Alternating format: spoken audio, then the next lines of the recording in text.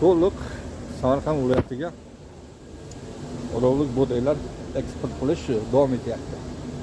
Mana ko'ryapsiz, eng sifatli olovlik bug'doylar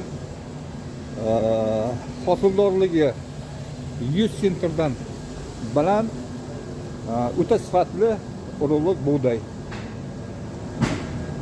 eksport qilyapti. Shuni evaziga Samarqand viloyatining hosildorligi 10% ga oshgan yangi olovlardan olib.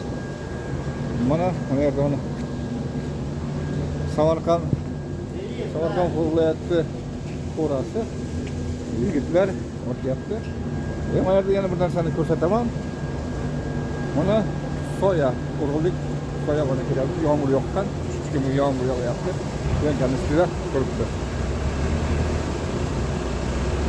Olovlik bug'doylar Samarqand viloyatiga eksport qilinyapti. 10 ga yaqin sortlari.